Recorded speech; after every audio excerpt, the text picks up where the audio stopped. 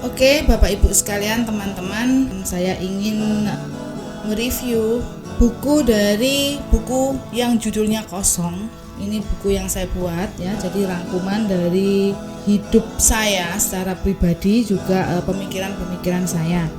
Nah, untuk buku Kosong ini pembelajaran Koper Gading akan mendapatkan, tapi hanya sebagian yang saya review, jadi bukan keseluruhan. Ini buku kosongnya ya. Nah, untuk Koper Gading kebagian di chapter 3. Nah, kita akan bahas ya. Oke. Nah, di chapter 3 ini di halaman 25 tertulis lembaran baru. Masih teringat semasa saya sekolah, sering mama membelikan buku tulis. Saya sangat menyukai lembaran yang masih baru dan kosong itu. Lalu mulailah saya menulis di antara lembaran-lembaran baru tadi dengan sangat hati-hati. Tetapi selalu saja ketika sudah merasa bosan, maka tulisan itu jadi amburadul.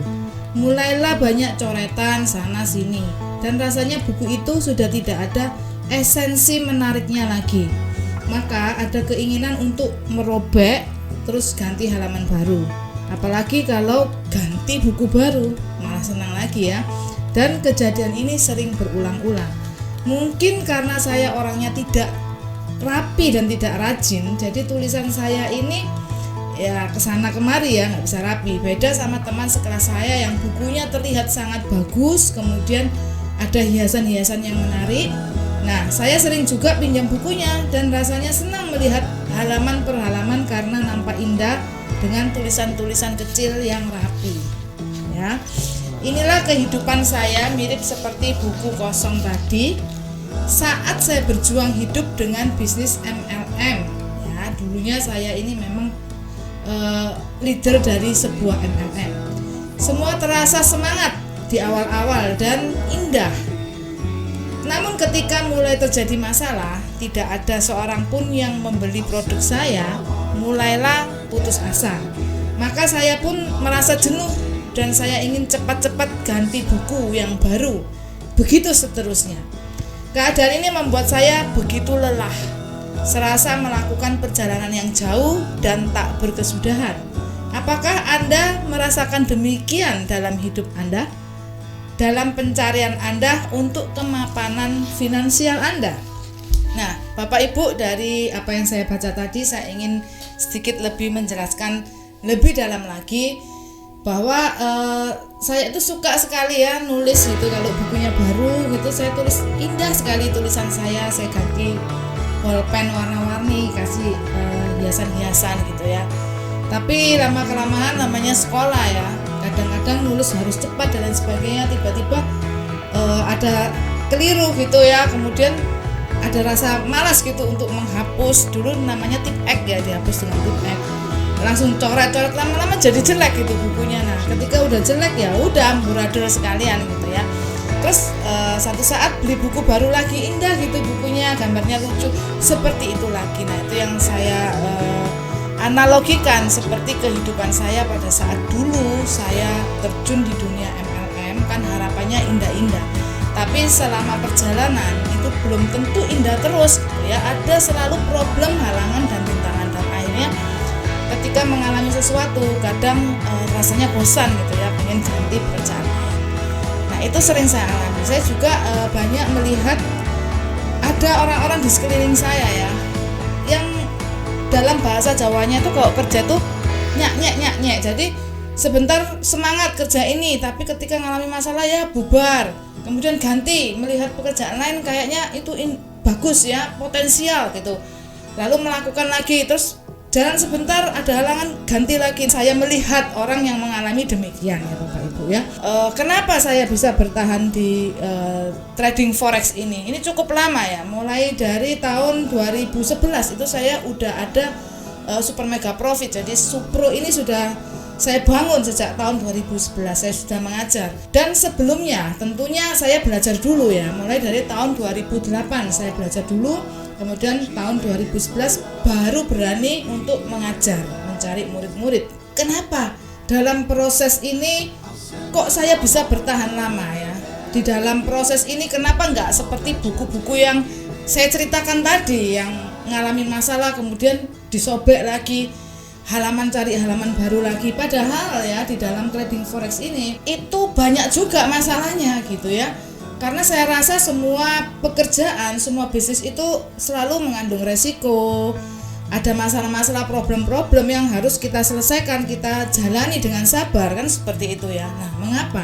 Ya, saya nanti akan berbagi kepada Anda, tapi sebelumnya saya akan lanjutkan dulu di halaman 27. Sekali lagi, keyakinan selalu membawa perubahan. Sekalipun keadaan tidak menjadi baik, namun keyakinan bagaikan lilin kecil dengan api yang hampir padam tetap ada di relung hati yang paling dalam. Pada akhirnya saya mulai mengosongkan diri saya. Saya sudah tidak mau melawan arus deras perubahan era yang semakin kuat membawa diri tenggelam. Sehingga suatu hari datanglah suatu kesempatan yang menyapa, yaitu trading forex. Saya mulai mengalir dan saya mengikuti arusnya. Jadi yang saya maksud tadi adalah ketika mengalami problem, kenapa di forex ini saya begitu lancar gitu, seolah-olahnya lancar padahal ada juga problem. Karena saya sudah nggak mau melawan ya Bapak Ibu ya.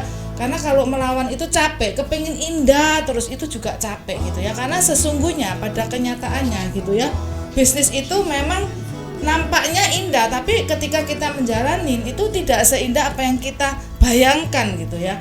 Maka saya mulai mengikuti arusnya gitu ya. Biarkanlah misalkan ada problem ya enggak apa-apa, memang inilah hidup gitu loh. Selalu ada problem ya. Kita selesaikan, kita jalani lagi. Kemudian ada halangan kedua, ketiga, kita selesaikan, kita jalanin lagi. Seperti yang terakhir ada tertipu ya, tertipu karena bukan karena saya nggak ngerti atau apa, tapi karena saya ingin mencoba sesuatu yang baru, tapi ternyata hal itu tidak seindah yang saya bayangkan ya. Ya gak apa-apa, itu memang proses, namanya hidup. Ada problem-problem, ada kerugian-kerugian dalam bisnis ya. Saya atasi, saya jalanin lagi seperti itu ya. Ini yang disebut saya mengalir. Saya mengosongkan perasaan saya ya, mematikan perasaan saya tanpa harus mengosongkan otak. Istilahnya otak tetap berpikir ya Bapak Ibu ya. Tapi perasaan ini saya kosongkan. Saya anggap ya udahlah, saya relakan, saya ikhlaskan. Nah seperti itu. Dengan seperti itu Bapak Ibu, saya terus bisa menjalani trading ini sampai dengan hari ini. Oke, saya lanjutkan.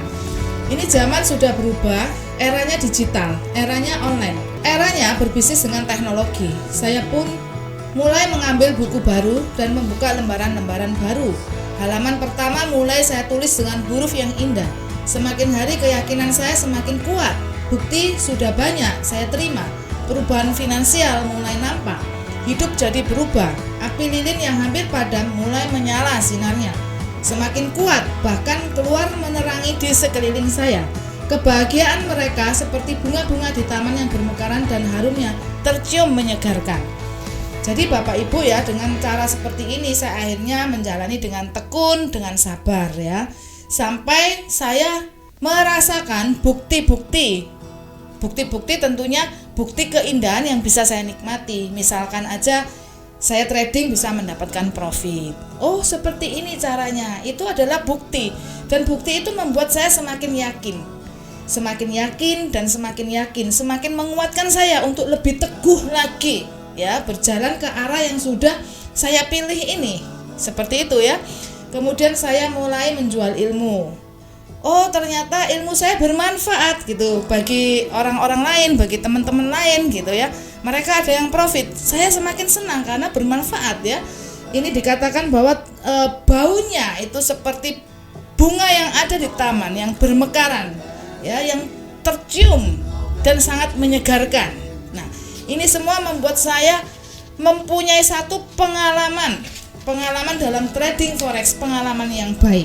Nah dari situlah akhirnya saya mencintai apa yang saya kerjakan ini. Kenapa bisa konsisten ya? Karena saya mencintai pekerjaan ini. Di dalam hati saya, di dalam pikiran saya, di dalam tekad, perbuatan, niat saya, semua yang saya lakukan ya, itu menunjukkan bahwa saya setuju dan saya mencintai bisnis ini.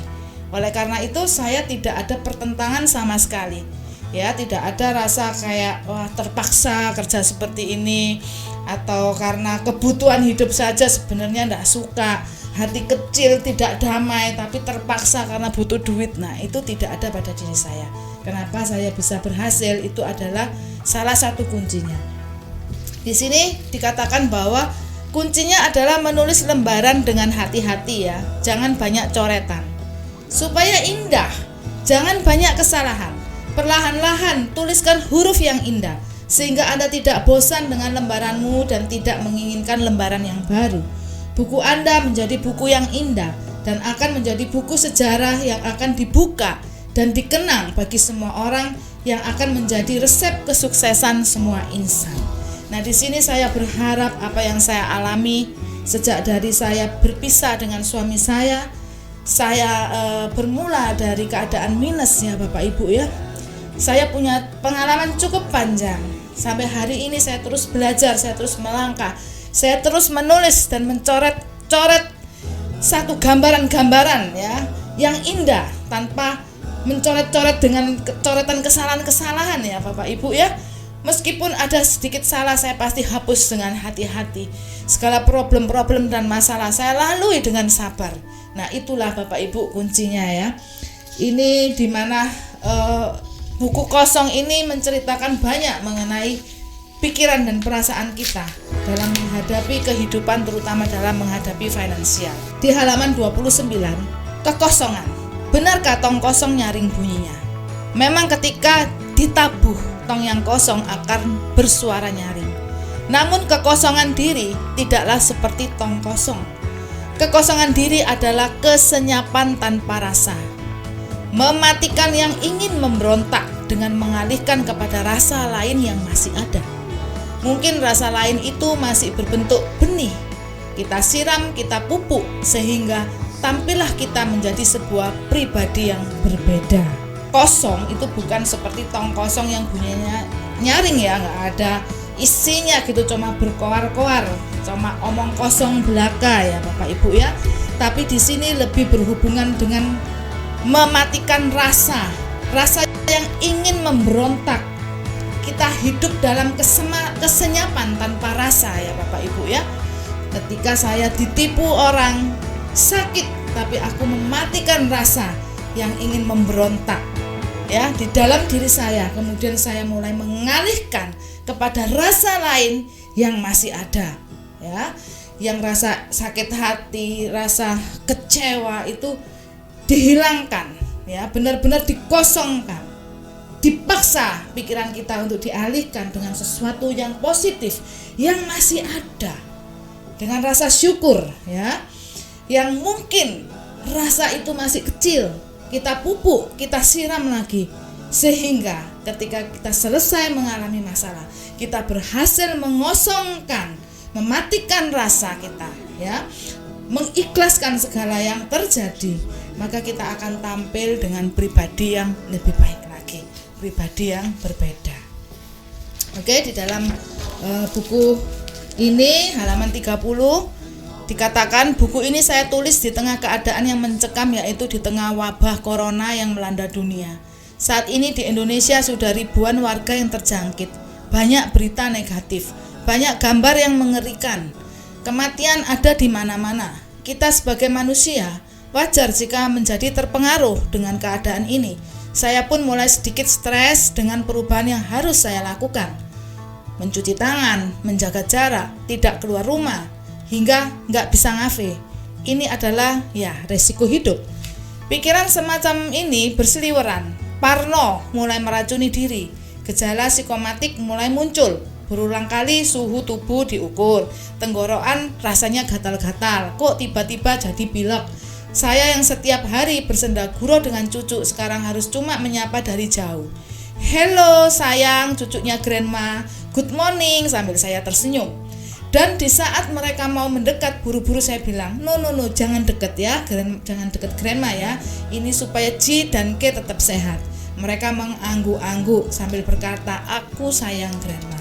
Perubahan demi perubahan dialami manusia setiap hari, dan kekosongan adalah merupakan perisai yang kita siapkan untuk mengatasi ini semua. Ketika kita menyambut kekosongan, mempersilahkan untuk menguasai kita, sehingga kita mati rasa. Sudah tidak ada stres lagi karena mati rasa.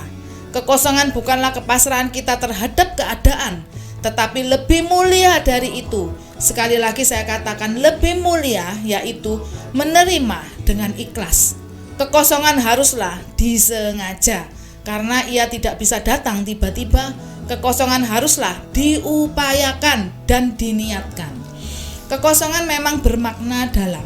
Ketika kekosongan datang, bukan berarti kita mengosongkan diri bertapa di gunung dan tidak memikirkan hal-hal duniawi. Tetapi kekosongan adalah perjuangan mengosongkan hal yang tidak berfaedah dengan ikhlas dan menggantikannya dengan hal lain yang bermanfaat. Pada hari bangun tidur, setelah menyapa cucu kesayangan, segera saya bersiap ke base camp. Ini upaya yang saya lakukan demi menjaga kesehatan di rumah. Anak-anak menantu masih muda dan mereka banyak beraktivitas di luar ya. Kesehatan mereka prima dan saya satu-satunya manusia yang berusia lebih dari setengah abad yang tinggal di rumah itu. Dan saya pun menyadari saya harus menjaga jarak dengan mereka. Saya mengosongkan diri dari ketidaknyamanan. Saya mengosongkan diri dari perasaan sedih dan stres. Saya ikhlaskan. Sekali lagi saya ikhlas. Segera saya ke dapur base camp. Tak sempat hal-hal negatif mengisi pikiran karena pintunya sudah saya tutup. Saya buka lemari es, mengeluarkan bahan makanan lalu memasak dengan sukacita. Setelah saya pun melakukan jogging ringan di area base camp, mandi dan sarapan pagi, minum vitamin lalu istirahat sebentar, kemudian mulai kerja di depan laptop ditemani lagu-lagu yang gembira. Ambyar Didik Kempot, asik. Memang saya suka sekali lagu-lagu bernuansa Jawa ya, gending-gending gitu, terutama Didik Kempot, sayang sudah almarhum ya.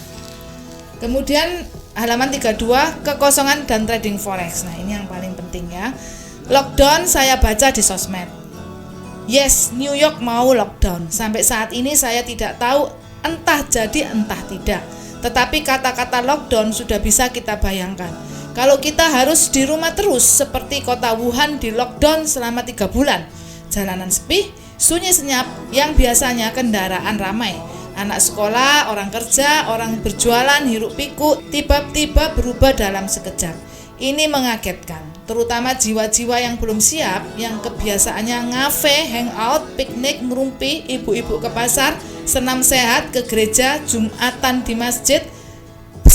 Tiba-tiba harus melakukan hal yang beda. Gak mau, tidak bisa. Semua harus mau, karena jika melanggar taruhannya nyawa. Bosan, ya memang bosan, tapi harus ditahan. Keinginan keluar rumah harus ditahan dengan kuat. Sementara kita di rumah saja, kita harus bisa happy. Kita bayangkan beberapa bulan ke depan kita akan terbebas dari virus yang mematikan ini. Oleh karena ketaatan kita sekarang, kita akan menuai kebahagiaan di masa depan. Selain itu, carilah kegiatan-kegiatan lain yang menyenangkan. Pasti ada, pasti ketemu. Misalkan memasak, seperti saya tiap hari masak macam-macam menu. Tak terasa sudah setengah pagi terisi. Lalu olahraga di depan rumah, cari matahari. Terus mandi, ya pagi hari sudah beres. Lalu istirahat sebentar dan mulai kerja. Melayani para member secara online, mengatur para karyawan lewat online, dan juga menulis buku. Tak terasa sudah setengah hari waktunya. Makan siap, dan lanjut lagi bikin buku. Terus trading manual, cari peluang yang baik. Sementara itu, robot forex saya juga tetap bekerja tanpa henti. Tak terasa sudah sore. Saatnya mandi dan menyiapkan makan malam. Setelah makan malam, saya isi dengan menonton TV. Supaya tiap hari tidak monoton, saya pun ganti-ganti hiburan. Kadang main game, nonton film, baca buku, senam di rumah, membuat kerajinan tangan. Saya mencari kesibukan berpikir secara kreatif. Saya hanya bertujuan selama saya tinggal di rumah, belum ada lockdown di Indonesia. Saya akan menahan diri saya untuk tetap di rumah dalam keadaan tidak bosan, bahkan terlupakan sejenak kebahagiaan di luar rumah yang sering saya lakukan. Ini semua harus bisa sampai akhir, sukses dan berhasil. Maka seperti kota Wuhan yang telah berhasil sorak-sorai kemenangan, semuanya itu juga akan kita nikmati bersama. Saya sudah biasa mengekang kemauan saya, karena saya sudah banyak berlatih di Forex, melockdown pikiran kita dalam trading Forex ini yang disebut psikologi trading Forex. Tak jauh beda intisarinya dengan lockdown di wabah corona. Oke, sekarang halaman 35. Dalam trading Forex tidak boleh keluar rule, keluar dari aturan yang sudah ditetapkan. Karena jika kita keluar, maka taruhannya adalah modal kita. Modal kita bisa ludes karena modal adalah nyawa dari trading kita. Tanpa modal, tradingan akan mati, tidak bisa berlanjut, ya. Oleh karena itu saya selalu mengatakan bahwa dalam trading itu sukses tidaknya itu tergantung pada diri kita masing-masing, ya. Bukan tergantung seberapa hebat ilmu kita. Bukan cuman itu saja, tapi tergantung dari diri kita masing-masing. Bagaimana diri kita sebagai seorang trader, ya, mengatur diri kita ini untuk kita bisa trading dengan cara yang baik. Nah, ini masuk di dalam psikologi trading. Oke, dalam trading Forex baik manual maupun trading dengan menggunakan robot Forex, tentunya ada strategi, ada pantangannya, dan ada panduan apa saja yang harus kita lakukan. Ini semua harus dilakukan dengan disiplin. Anda tidak boleh keluar jalur. Mungkin Anda jenuh, Anda capek, Anda bosan, apalagi jika tekniknya jangka panjang. Ya, karena ini teknik jangka panjang inilah yang sering saya gunakan, ya. Bisa-bisa Anda belum melihat profitnya di dalam waktu yang dekat, dan itu mendorong Anda untuk keluar dari rumah Anda atau keluar dari aturan, ya. Jadi ini saya menganalogikan antara wabah corona, kita di lockdown, ada semacam perubahan-perubahan yang membuat kita ini sampai bosan, jenuh, capek. Nah, seperti itu, ya. Kita harus bisa mengalihkan ke hal yang positif. Kita harus mengosongkan hal-hal negatif itu. Kita buang, kita kosongkan, kita ikhlas. Ya, udah nggak bisa ngafe, ya udah ikhlas, kita jalani hal lain yang tidak ngafe. Itu apa? Cari kesibukan lain yang bisa kita lakukan di rumah. Nah, itu analoginya seperti itu. Kemudian di dalam trading Forex juga seperti itu, Bapak Ibu semua, ya. Kita bosan, mungkin kita harus belajar. Kita harus yang awalnya bukan trader, harus jadi trader, harus membiasakan diri, kemudian harus belajar, harus berupaya untuk bisa trading ilmu-ilmu yang terasa asing, terasa baru bagi kita. Kita harus membiasakan diri, ya. Akhirnya jadi sibuk untuk belajar. Nah, enggak masalah gitu, ya, karena itu proses yang harus kita jalani. Kita harus mengosongkan diri kita, membuang zona nyaman kita, seperti itu, ya. Sampailah kita akhirnya trading. Nah, ketika trading, kalau kita keluar jalur dari rule kita, maka kayak kita corona, kita nantang, kita keluar-keluar, kita nggak hati-hati, nggak pakai masker, itu kita bisa kehilangan nyawa. Demikian juga kalau kita dalam trading gitu, ya, nggak ngikutin aturan dengan baik, kita bisa kehilangan modal, karena modal itu adalah nyawa kita dalam trading. Oke. Dalam perjalanan saya membina para member dalam trading Forex, saya jarang melihat orang yang sangat kuat dalam menjaga psikologi tradingnya. Oleh karena itu Super Mega Profit mengedepankan edukasi fokus ke psikologi trading Forex. Hal ini disebabkan psikologi trading Forex memegang peranan penting 90% dalam hal kesuksesan seorang trader, dan yang 10% adalah ilmu tradingnya. Nah, masuk ke halaman 37, tapi tadi saya jelaskan dulu, ya, Bapak Ibu. Percuma Bapak Ibu mencari ilmu yang muluk-muluk, yang kelihatannya hebat, yang kelihatannya rumit. Sebenarnya ilmu trading itu semakin simple, semakin mudah digunakan tuh semakin enak, ya, semakin nyaman, semakin gak bikin bingung, ya. Yang paling penting Anda tahu rule-nya itu seperti apa, ya, cara tradingnya itu seperti apa. Nah, kalau Anda tahu cara tradingnya seperti apa, udah itu lakukan aja dengan sabar, ya, lakukan dengan benar. Nah, itu nanti hasilnya itu akan mengikuti. Nah, Anda ikhlaskan hasilnya berapapun, jangan bingung pengen profit gede terus ngakal, terus cari-cari terus, itu susah, karena hukum ekonomi itu selalu benar, ya. Kalau high risk high return, low risk low return, itu benar, kita nggak bisa ngelawan gitu, ya. Kalau low risk kepengen high return bisa nggak? Ya bisa, tapi itu yang dinamakan jackpot. Kalau jackpot itu, ya, pada saat Anda beruntung aja, itu satu keberuntungan yang bukan sesuatu yang bisa terjadi setiap saat, ya. Bisa nggak kita dapat jackpot? Ya bisa aja kalau pas hoki ya, tapi untuk kita kerja di forex dan sehari-harinya seperti apa ya, profitnya itu mengikuti hukum ekonomi tadi, high risk high return. Kita lanjut di halaman 37. Suatu hari waktu saya melihat-lihat beranda Facebook, saya tertarik dengan sebuah buku. Iklan bukunya judulnya Trading Tanpa Mikir. Apakah sama dengan intisari konsep kosong saya? Dan saya pun memesan buku tersebut. Setelah buku hadir di hadapan saya, mulailah saya membaca satu persatu, yaitu cara trading dengan memakai indikator alat trading tanpa mikir tersebut. Dan oleh karena bagi saya teknik itu tidak cocok dengan kepribadian saya, maka saya pun meninggalkannya. Ternyata isi pembelajarannya adalah kita diajarkan untuk mikir, dan jelas bagi orang awam ini sangat sulit. Ini pendapat saya pribadi. Namun ada hikmah juga dengan judul tersebut, yaitu trading tanpa mikir. Buat saya lebih cocok jika diterapkan pada konsep kosong. Baiklah, sekarang kita boleh mengganti kosong dengan kalimat trading tanpa mikir, ya. Oke. Khusus untuk trading, kita bisa ganti kalimat kosong itu dengan trading tanpa mikir. Trading tanpa mikir adalah keikhlasan, di mana ketika kita mau terjun di dunia trading, kita memilih yang tidak pakai mikir.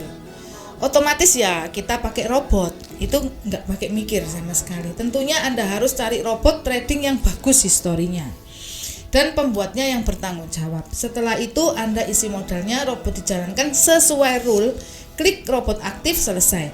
Anda tidak boleh mikir lagi tentang robot tersebut. Matikan rasa. Karena dalam rule trading robot tentunya sudah ditetapkan bagaimana jika robot profit, apa yang dilakukan, bagaimana jika rugi, apa yang robot lakukan.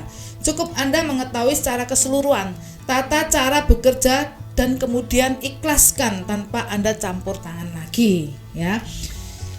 Nah, trading tanpa mikir itu juga bisa diterapkan untuk trading manual, di mana Anda sudah membuat skenario tradingnya, ya. Jadi seperti trading mancing. Trading mancing itu pada saat kita mau open posisi itu indikatornya dalam posisi seperti apa, ya. Kita bisa open posisi apakah ini buy, apakah ini sell, ya.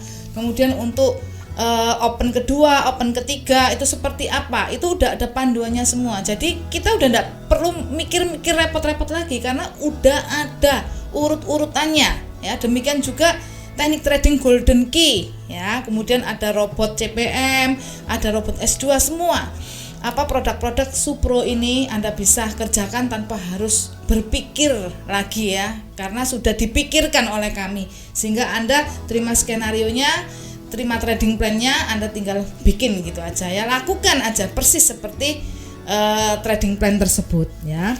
Klik eksekusi buy or sell, pasang TP, pasang SL, lalu ikhlaskan tanpa mikir lagi, ya. Udah biarkan jalan gitu, ya. Gak usah dipikirin lagi, bingung lagi, dak-dikduk lagi, itu namanya nggak kosong, ya. Anda belum mati rasa, ya. Untuk sukses dalam trading memang kita setting mati rasa lah, kosongkan. Seperti itu. Kalau enggak kita liatin terus dak-dikduk, ini gimana enaknya, di-cut atau lanjut. Nah, ini akan bikin trader bingung gitu, ya. Ini masuk di psikologi lagi. Nah, ketika untung, kita trading kemudian kita untung, kita juga harus matikan rasa lagi gitu, ya. Karena kegembiraan sejati adalah ketika tiba saatnya menuai atau withdraw. Pas untung ya udah, nggak usah terlalu euforia, senang gitu aja. Nah, waktu kita withdraw itu adalah kemenangan kita. Kita bisa nikmati seperti apa yang saya alami, ya. Ketika saya trading ya udah biarin untung, ya udah, ada rugi ya udah. Nah, ketika sudah ngumpul untungnya saya withdraw dan uang dari profit itu bermanfaat, ya, untuk membangun base camp, untuk ngajak teman-teman jalan-jalan, rekreasi, ya, untuk kehidupan sehari-hari, untuk nambahin modal, seperti itu, ya. Nah, itulah kemenangan sejati kita. Entah itu untung bulanan, entah itu untung tahunan, ya. Euforia sesaat itu enggak berguna karena Anda bahagianya sejenak. Setelahnya jika terjadi kerugian Anda menangis darah, ya. Kadang kan seringkali orang kalau dalam grup itu, ya, ada teknik trading bagus, terus profit hore, tiba-tiba senyap, satu hilang, ya, itu kan hanya euforia saja, tapi bukan sesuatu secara konsisten, langgeng kita alami, ya. Jadi kita sebagai seorang trader juga harus seperti itu ya. Nggak boleh euforia saja, tapi benar-benar bisa profit konsisten. Profit itu menghasilkan dan bermanfaat bagi kita. Oke? Berhenti jadi trader yang selalu mikir. Itu tidak sehat. Ya nih Cahya. Oke, selesailah di bab 3 ini. Masih banyak sebetulnya ya chapter-chapter yang lain. Jadi buku kosong ini luar biasa juga dari pengalaman hidup saya dan sangat bermanfaat ya untuk dibaca-baca bagi para trader, bagi Anda yang ingin untuk mendapatkannya cuma ganti ongkos cetaknya saja 150.000. Oke?